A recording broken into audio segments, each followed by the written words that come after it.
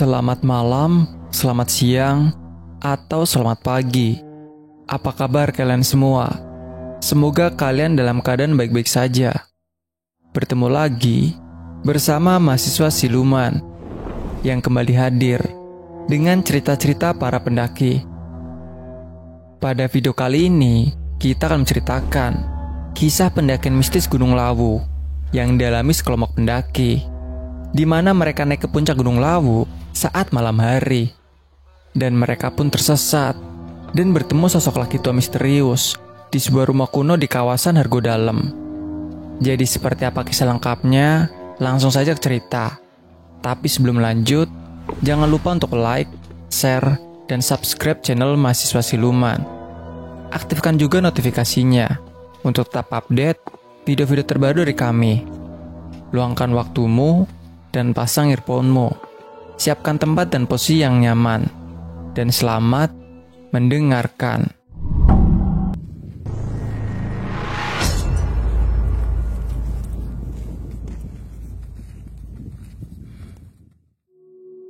Kisah ini saya alami sendiri beberapa tahun yang lalu. Tanggal 15 Desember waktu itu, saya dan dua kawan saya dari Jakarta berangkat naik kereta dari stasiun Pasar Senen ke stasiun Solo Jebres. Kami bertiga berniat mengunjungi gunung yang berada di antara timur dan tengah Pulau Jawa, yaitu Gunung Lawu. Awalnya kami cuma bertiga, tapi di kereta kami bertemu dengan beberapa kawan pendaki lain yang kebetulan juga mau ke Gunung Lawu. Jumlah mereka kurang lebih 5-6 orang. Kami bertiga pun bergabung dengan mereka. Lumayan ada tambahan teman ngobrol. Jam 8 malam, akhirnya kami sampai di stasiun Solo. Setelah istirahat dan berbincang, kami sepakat menyewa mobil yang ada di stasiun Solo Jebres untuk ke basecamp Lawu, basecamp Cemorosewu namanya. Sesampainya di basecamp, kami dan pendaki yang lain langsung istirahat agar bisa recovery dan mengumpulkan cadangan tenaga untuk perjalanan esok harinya. Keesokan harinya, sebelum kami mulai trekking, ternyata kawan yang bertemu kami di kereta kemarin menemui kendala. Logistik yang mereka perlukan untuk pendakian dipegang oleh salah satu kawan mereka yang belum sampai ke base camp. Mereka harus menunggu orang itu untuk bisa memulai pendakian. Kami dihadapkan pilihan untuk tetap mendaki tanpa mereka atau ikut menunggu. Akhirnya setelah diskusi, kami memutuskan naik bertiga, formasi semula. Kami dari Jakarta, yaitu saya dan kedua teman saya. Sebelum kami masuk jalur pendakian, saya bertemu satu orang lagi dari Jogja yang tidak memiliki teman mendaki. Akhirnya orang itu ikut sama kami. Jadinya kami berempat berangkat dari base camp. Awalnya suasana dan kondisi terasa biasa saja selama pendakian, hingga kami sampai di Sendang Derajat. Sendang Derajat adalah salah satu mata air yang ada di Gunung Lawu. Meskipun berada di puncak gunung, mata airnya tidak pernah habis atau kering, walaupun diambil terus-menerus. Air sendang ini dipercaya dapat memberikan keajaiban bagi orang yang meminumnya. Mau percaya atau tidak, kami harus tetap menghormatinya. Selain itu, di Sendang Derajat juga terdapat bangunan yang berupa bilik-bilik untuk mandi, karena para peziarah disarankan untuk menyiram badannya dengan air sendang ini dalam hitungan ganjil. Konon, dengan mandi di Sendang Derajat, maka derajat atau pangkat kita akan naik. Tapi kembali lagi, ini adalah keyakinan turun-temurun masyarakat setempat. Percaya atau tidak, saya memilih menghormatinya. Setelah istirahat dan berdiskusi singkat, Ucup kawan kami dari Jogja memutuskan untuk jalan terlebih dahulu agar bisa membuka tenda. Sementara kami bertiga masih packing agar berat di carrier berkurang sambil isi air di lokasi tersebut. Tibalah, kami bertiga di persimpangan jalan antara Kembo Oyem, Hargodalem, dan puncak Gunung Lawu. Kami yang seharusnya mengikuti jalan ke kanan untuk sampai ke warung Mbok Oyem, entah kenapa malah memilih jalan naik ke puncak Gunung Lawu. Kami masih meneruskan perjalanan, sampai akhirnya kami bertiga sadar kalau ini bukan jalan ke warung Mbok Oyem di Hargodalem.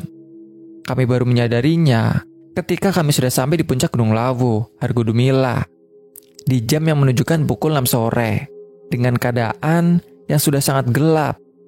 Tanpa sempat berfoto-foto ria, atau apapun, karena memang kami tidak merencanakannya langsung ke sini. Kami pun memutuskan untuk langsung turun tanpa berpikir panjang. Menuruni gunung di malam hari, dalam keadaan gelap, yang nyatanya sangat mengerikan. Selama di perjalanan turun, kami bertiga mengalami kejadian yang terjadi di luar nalar. Kami mendengar seseorang, entah laki-laki atau perempuan, seperti sedang mengetuk-ketuk kayu atau sedang membetulkan rumah. Hutan itu terasa ramai, padahal di kiri kanan gelap. Tapi suara itu memecah keheningan perjalanan kami, dan kami terus mengikuti jalan turun sambil mendengar suara itu. Kami sama sekali tidak memiliki senter, karena semua senter ada di carrier yang dibawa kawan kami yang dari Jogja. Sampai akhirnya, kami agak turun ke bawah dan menemukan sebuah rumah. Awalnya kami tidak tahu itu rumah apa. Rumah yang terkesan kuno, tapi masih sangat terawat dan rapi. Saat kami ingin melewati dan sekedar istirahat di rumah itu, tiba-tiba ada seorang laki-laki tua yang keluar dan bertanya dengan nada sangat halus. "Mau kemana, Mas?" Kemunculan yang tiba-tiba sontak membuat saya kaget. Tapi setelah saya lihat beliau hanya laki-laki tua biasa, saya mengatakan tujuan kami dan kenapa kami berada di sini sekarang. "Saya lagi cari warung Mbok Iem, Mbah. Soalnya teman saya ada di sana bawa tenda. Kita nggak bawa apa-apa," kata saya. Lelaki tua itu menjawab, "Kalau Mbok Iem ya turun lagi. Lurus terus ke bawah. Nanti ketemu orang banyak. Tapi kalian jangan terlalu malam ya sampainya," nasihat beliau. Saya dan kedua kawan pun berterima kasih atas petunjuk tersebut dan langsung melanjutkan perjalanan.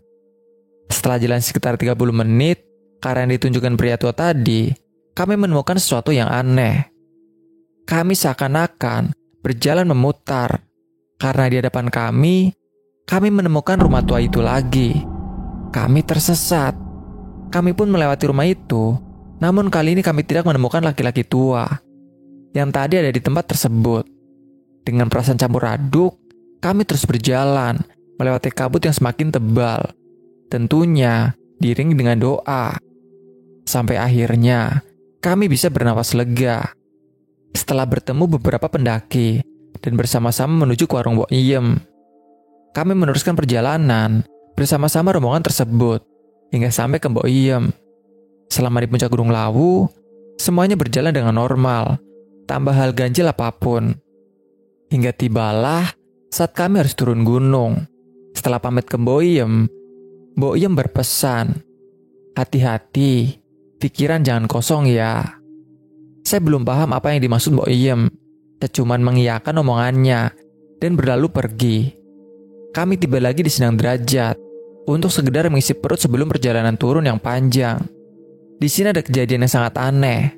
Satu kawan saya yang bernama Mo menemukan uang Rp5.000 di tempat orang sana biasa berziarah, persis di samping sumur Sindang Derajat.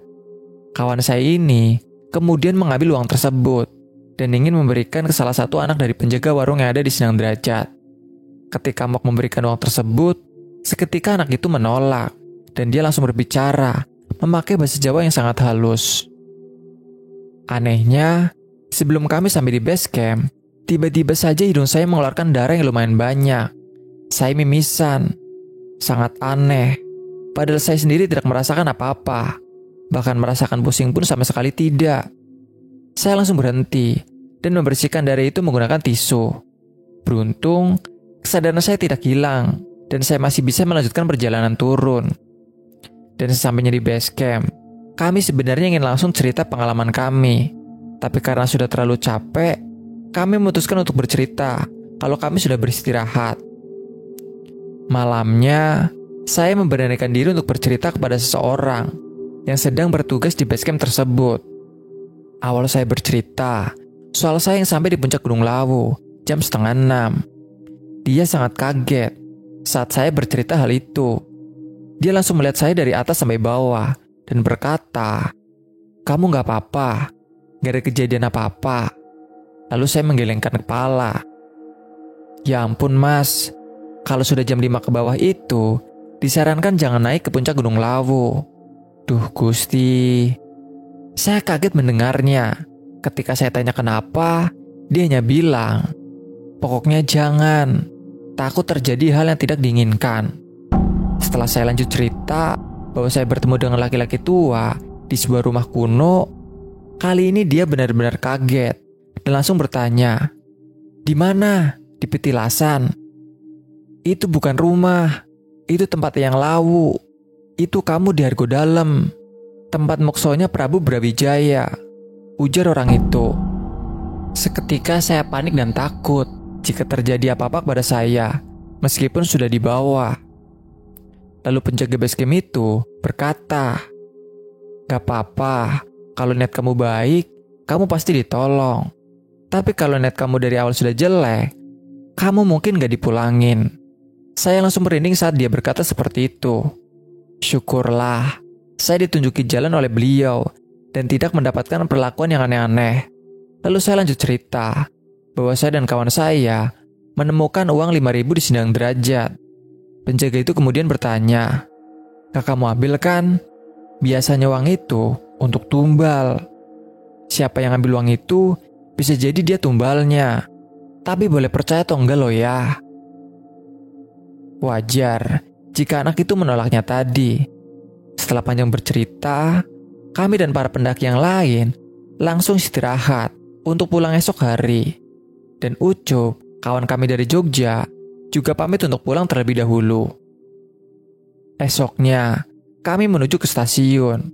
Saya berpisah dengan 2 kawan yang lain karena harus ke Jogja untuk menemui kerabat di sana. Sampainya di Jogja, saya bercerita tentang apa yang saya alami di Gunung Lawu. Saat saya ingin memberitahu dan menunjukkan tisu bekas darah yang saya simpan, saya benar-benar kaget. Tiba-tiba saja, tisu itu sama sekali tidak ada darah yang membekas. Padahal tisu itu yang saya gunakan untuk membersihkan darah yang keluar dari hidung saya. Sekian cerita ini, terima kasih. Jika kalian punya cerita seram atau mistis yang ingin kalian bagi, kalian bisa kirim cerita kalian melalui DM Instagram atau email yang tertera di bawah. Dan jangan lupa juga subscribe channel lain kami, Siluman Story dan Warta Siluman. Semoga video ini menghibur dan bermanfaat. Sampai jumpa di video kami selanjutnya. Salam lestari, mahasiswa siluman.